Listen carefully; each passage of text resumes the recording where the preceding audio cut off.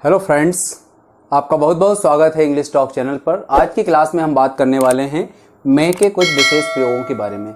मे एक modal verb है। Modal verb के इसके पहले भी कई क्लासें हुई हैं दोस्तों, और उसमें हमने can, could, may, might, will, would, shall, should, must और टू, इन सभी मॉडल वर्ब के बारे में हमने बात की है। दोस्तों, मे के आज कुछ विशेष प्रयोग होंगे जिसमें हम बात करेंगे पॉसिबिलिटी के लिए। यानी यहाँ पर देखें दोस्तों, एक वर्ड लिखा हुआ है मोर पॉसिबिलिटी। सो मोर पॉसिबिलिटी मीन ज़्यादा संभावना। यानी मे का जो प्रयोग होता है वो मोर पॉसिबिलिटी के लिए भी किया जाता है। यानी मे के कुछ और भी प्रयोग हैं। इसका प्रयोग हम परमिशन के लिए भी करते हैं, किसी को विश करने के लिए भी किया जाता है मे का प्रयोग। लेकिन यहाँ पर हम जिस प्रयोग की बात करने वाले हैं उसमें हम बात कर रहे हैं कि मे का प्रयोग जो है किसी कार्य के होने की संभावना जब ज़्यादा होती है तो उसके लिए फिर हम मे का प्रयोग करते हैं।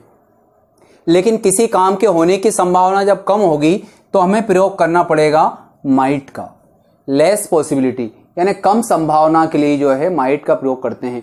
लेकिन अगर किसी काम के होने की उम्मीद बिल्कुल ना के बराबर हो, बिल्कुल कम हो, बहुत ही कम उम्मीद हो, तो फिर हमें यूज करना पड़ता है मे नॉट का। जैसे यहां पर देखिए दोस्तों, 3 सेंटेंस लिखे हुए हैं। पहला है he may come here, he might come here and he may not come here. इन तीनों सेंटेंस का अगर ट्रांसलेशन करेंगे तो वो मिलता जुलता एक जैसा हो सकता है, लेकिन हमें डायरेक्ट उसका मीनिंग इंग्लिश रूल के अकॉर्डिंग ही समझना पड़ेगा। यदि हम ट्रांसलेशन करेंगे तो वो गलत हो जाएगा। यहाँ पर हमें देखना पड़ेगा कि मे का प्रयोग किया गया है, और मे के बाद हम देखते हैं क्योंकि ये मॉडल वर्ब है तो सभी जगह हमें मेन वर्ब की फर्स्ट फॉर्म का यूज करना है, तो हमें इसका जो मीनिंग रहेगा इस डिफिनेशन के हिसाब से समझना पड़ेगा। सो ही मे कम हियर जब हम बोलेंगे ही मे कम हियर, तो इसका मतलब ये हुआ कि उसके यहां आने की उम्मीद ज्यादा है। लेकिन जब हम कहेंगे ही माइट कम हियर, तो इसका अर्थ ये हुआ कि उसके यहां आने की उम्मीद कम है। He may not come here, तो इसका अर्थ ये हुआ उसके यहां आने की उम्मीद बहुत ज्यादा कम है, एकदम नाम मात्र की उम्मीद है, शायद ही है कि वो यहां पर आ पाए। यानी कि हमें ध्यान देना पड़ेगा कि तीनों सेंटेंस में जो उसका अर्थ निकलेगा वो बिल्कुल अलग अलग निकलेगा। ट्रांसलेशन करेंगे तो इसका अर्थ निकल जाएगा वह यहां आ सकता है, लेकिन वह यहां आ सकता है इसमें कंफ्यूजन रहेगा, उसका मीनिंग, उसका जो कॉन्सेप्ट है वो क्लियर नहीं हो पाएगा। तो हमें डायरेक्ट इस डिफिनेशन से ही इसका मीनिंग को समझना पड़ेगा। तो फिर से एक बार बात करते हैं दोस्तों, ही मे कम हियर का अर्थ है वह यहां आ सकता है, यानी जब मे का यूज करके कहेंगे तो इसका अर्थ होगा उसके यहां आने की संभावना ज्यादा है। ही माइट कम हियर, उसके यहां आने की संभावना कम है। He may not come here, उसके यहां आने की संभावना बहुत ही ज्यादा कम है। इसी प्रकार से एक और एग्जाम्पल लेते हैं, इट मे रेन टुडे, आज बारिश हो सकती है। अगर हम इस सेंटेंस को ट्रांसलेट करें आज बारिश हो सकती है, तो ट्रांसलेशन में हम कह सकते हैं it may rain today, it might rain today, दोनों ही सही होंगे दोस्तों। लेकिन हमें ट्रांसलेशन नहीं करना है, उसके सेंटेंस के अर्थ को समझना है, उसके भाव को समझना है, उसका एस्पेक्ट क्या है। तो हमें ध्यान, अगर हमें कहना होगा कि आज बारिश होने की उम्मीद ज्यादा है, संभावना ज्यादा है, तो हम कहेंगे it may rain today.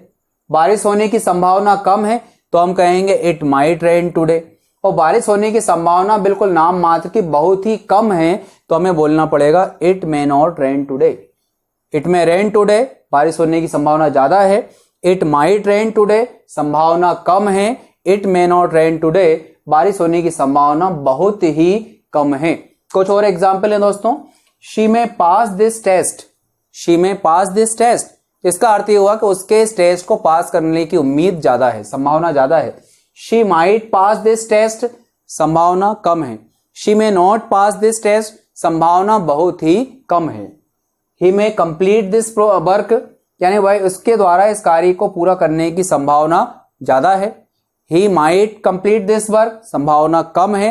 He may not complete this work, संभावना बहुत ही कम है। Last sentence, they may win this match, अगर हम कहेंगे they may win this match, इसका अर्थ हुआ कि उसके द्वारा, यानी उनके द्वारा ये मैच जीतने की जो संभावना है वो ज्यादा है, वे ये मैच को जीत सकते हैं। दे मे विन दिस मैच, यानी मैच को जीतने की संभावना ज्यादा है।